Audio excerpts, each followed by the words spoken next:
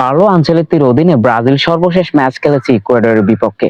এই ম্যাচ নিয়ে অনেকেই হতাশার সুর প্রকাশ করেছেন, আবার অনেকেই আশা জাগানোর বাণী শুনিয়েছেন। তবে সবচাইতে পজিটিভ পয়েন্ট যেটা, সেটা হচ্ছে এই দিন ব্রাজিল রক্ষণভাগে অসাধারণ নৈপুণ্য দেখিয়েছে।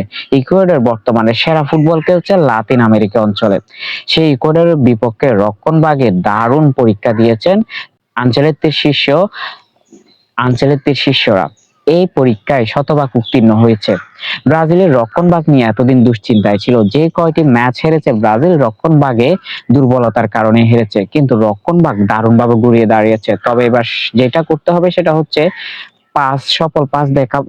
এদিন আমরা সফল পাস দেখতে পারিনি ভালোভাবে, এবং বল রিসিভ করা থেকে শুরু করে একজন খেলোয়াড় অন্যজন খেলোয়াড়ের মুভমেন্ট বোঝা, বিষয়গুলো খুব অনুপস্থিত ছিল। সেটা আশা করি খুব তাড়াতাড়ি কাটিয়ে তুলবেন কার্লো আনচেলত্তি। মাঠ দখলের চেষ্টা রাখতে হবে বুড়ি বুড়ি আক্রমণ করার জন্য।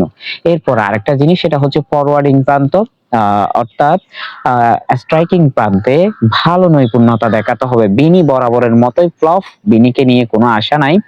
রাফিনহাকে নিয়ে আমরা স্বপ্ন দেখতে চাই, এবং সামনে নেইমারও যদি আসে তাহলে অন্যরকম একটা বিষয় হয়ে দাঁড়াবে ব্রাজিলের জন্য এই কার্লো আনচেলত্তির অধীনে। আমি এখন আশা জাগা নিয়ে, আপনি কতটা আশা জাগা নিয়ে ব্রাজিলকে নিয়ে, সেটা অবশ্যই কমেন্ট বক্সে জানিয়ে দিবেন।